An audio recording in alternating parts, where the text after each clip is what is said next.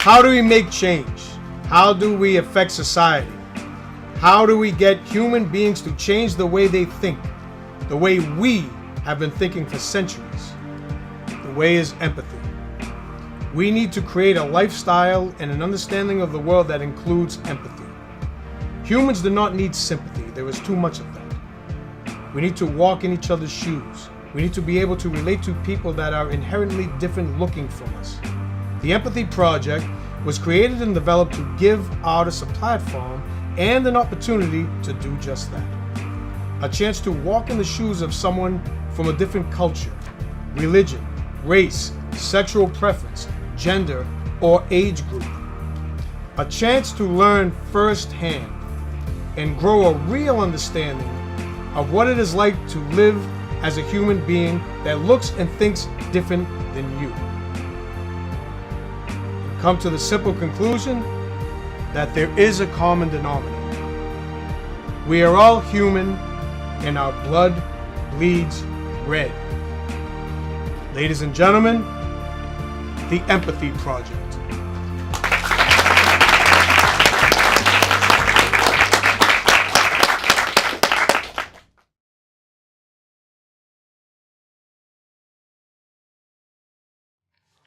In order to truly understand what it's like to walk in my shoes, it's important to know where I've been. I am the son of 2 Mexican immigrants. I grew up in East Los Angeles in a very abusive home.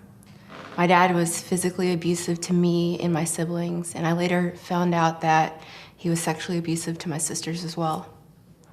Being a boy in my family, it was forbidden to cry or show any type of emotion, so I learned to channel my pain into anger. When I was 9, my dad went to prison, and being the oldest son of our family, I became the man of the house and I took care of my mom and my siblings. My mom got very depressed and she turned to drinking and drugs and prostitution, and me and my siblings were left to fend for ourselves, sometimes days at a time. I remember sleeping in between my little brother and sister and staying awake all night to make sure that the man in the next room didn't come and hurt us.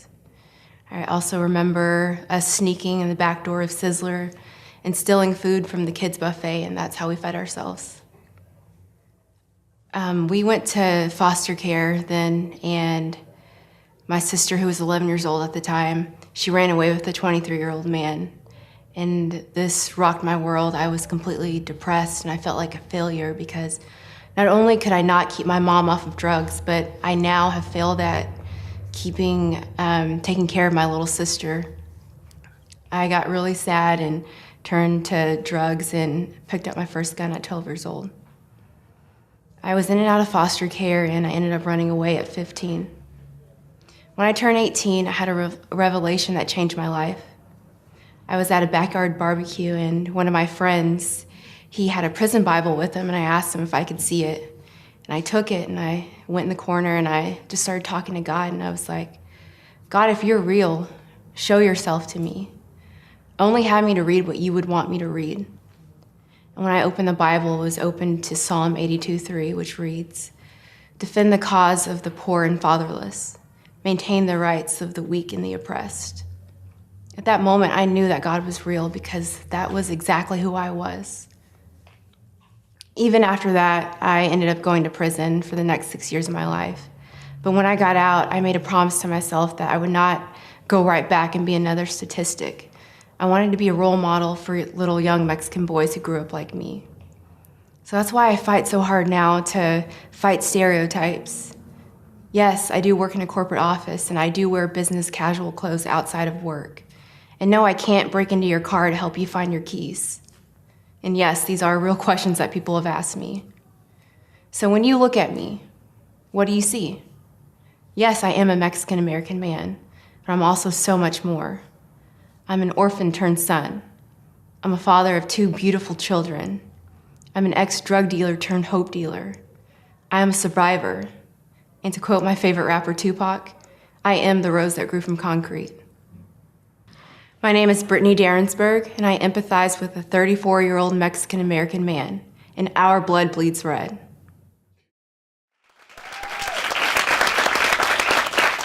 Ladies and gentlemen, Brittney Darensburg. right. So it was my honor to pick your episode to show the world. I really want to talk to you about your inspiration for this. We'll go all the way back to when I brought it up to you in the first place. Right, okay. Basically, what I told, I took 10 artists from the Anthony Gilardi Acting Studio, and there will be 10 more and 10 more after that.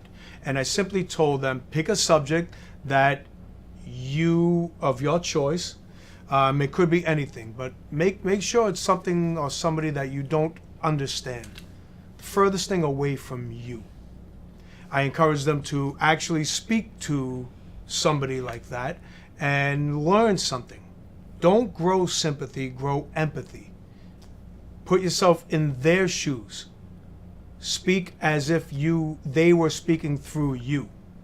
And that's pretty much all I did. And those artists went back and did their homework. It was only, what, a couple weeks or so? Yeah, it was like 2 weeks. Yeah, and we shot one day, one take, and that was it. They all had their, they all prepared and were ready to go. I wanted it to be as raw as possible. What you're seeing is a 2-camera shot that was done in one take. No redo, no nothing. And it was important for me to produce it like that and direct it like that. That being said, you tell me about your experience from the moment I brought it up to you all the way through to today. Okay. Yeah, well, first of all, thank you for the challenge, because honestly, I know we've talked about this before, but I am totally just looking at everyone through a brand new set of eyes, and so that was great. Thank you for that. Yeah, but when you challenged us, I immediately thought of Carlos Heredia, who is a hippo as well.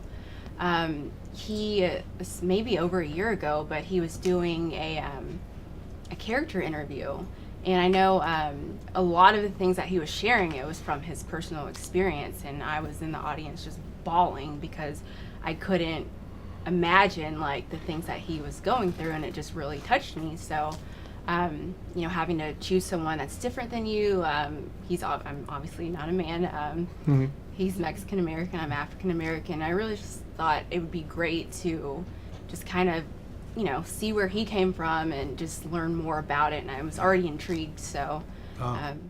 That's the first time you told me that. So it was a year earlier that you actually learned a little bit about his story, and it was on your mind. So when I brought it up, you went immediately right to that. Right. Huh? Yeah. Wow, that's amazing. I didn't even know. And then so you got in touch with him, and how did that? Yeah, I did. Again, like you said, I think it was like a 2-week turnaround. Yeah. So he's really gracious to meet with me kind of last minute, and he invited me out to East Los Angeles, where he's from, where he grew up, and I thought that was really important to be in his environment, which I had never been, so that was really cool as well. Yeah, and he just opened up. I think we met at a park, and there was like a farmer's market going on, and we ate tacos and literally talked for 4 hours. Like he shared with me, so it was great. Good, excellent. And I particularly love the fact that you just embodied something that, I mean, I don't want to say that didn't come natural to you, but, well, let me ask you a question.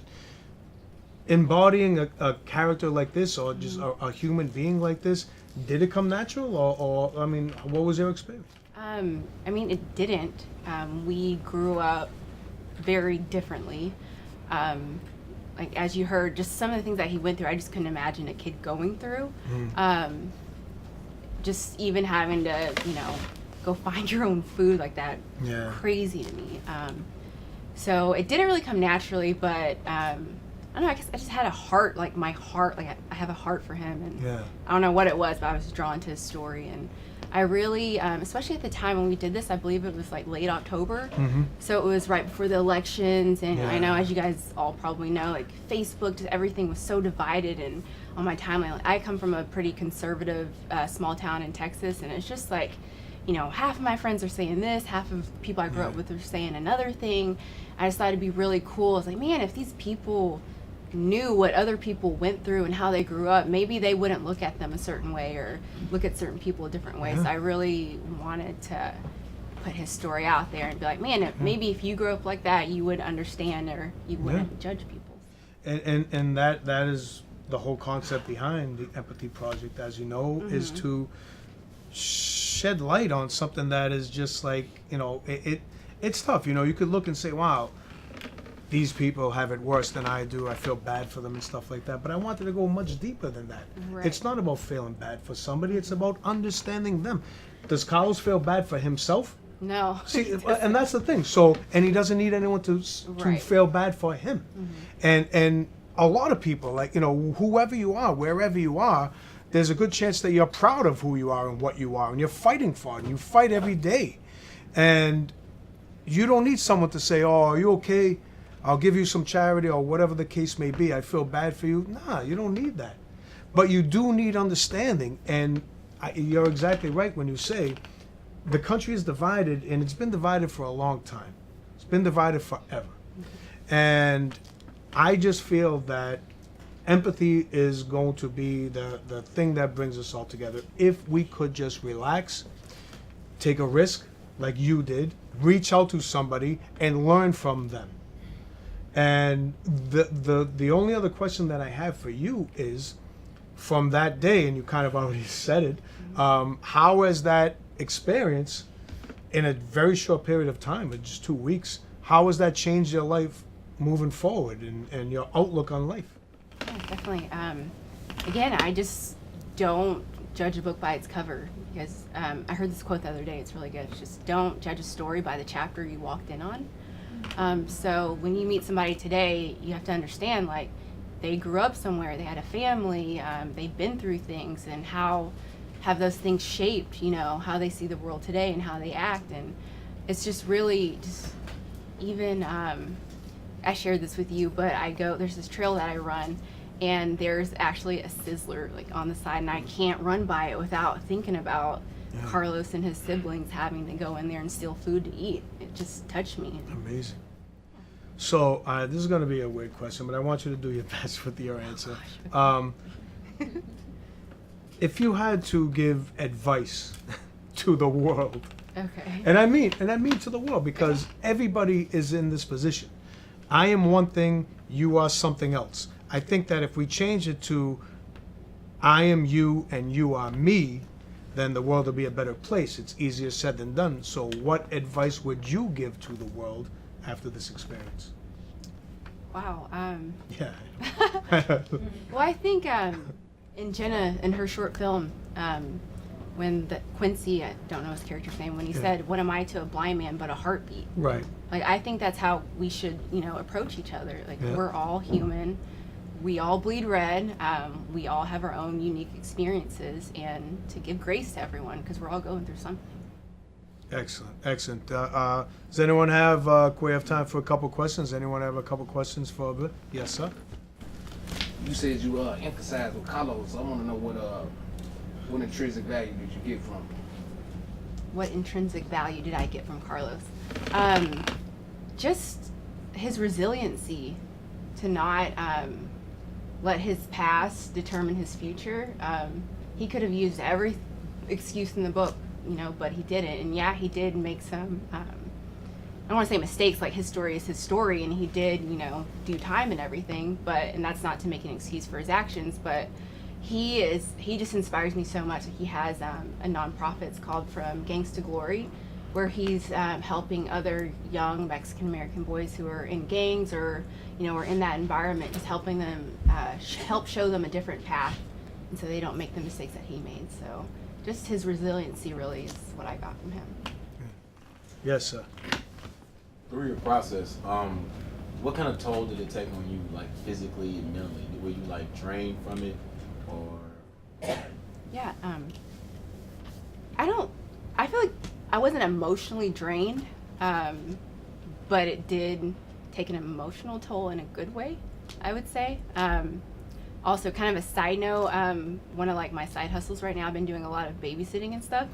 And so I feel like I've been working with a lot of, I don't want to say like at-risk youth or anything, but if they're like really like getting on my nerves or really trying my patience and everything, I'm like, okay, they're going through some things, and or even the parents, like if they act a certain way, or just like, okay, why are you acting like this? Well, they have a story. Maybe they've been through some stuff in the past. So it just really, again, it just helps me not to judge people judge their story. Amazing. So, Brittney is, I believe, episode 2 of the Empathy Project. 5 of them have been released. You could see them on Facebook. And like I said, after these 10 have been launched and aired, we're going to do 10 more. If you are interested in being involved in this project, it's going to be something that is ongoing, and as Brittney will advise you, it's a life-changing thing. And you change your life first, and then you could inspire somebody else to change their life. But I believe that if you don't change your life first, then who are you to inspire somebody else? Right, Would yeah. you agree with that? Yeah. Just email eracisminhollywood@gmail.com if you have any questions regarding this project. This is just the beginning, because the best is yet to come. And I thank Brittney Darensburg and the other hippos that are already involved in this project, and the hippos that will be involved in the future. So thank you guys very much.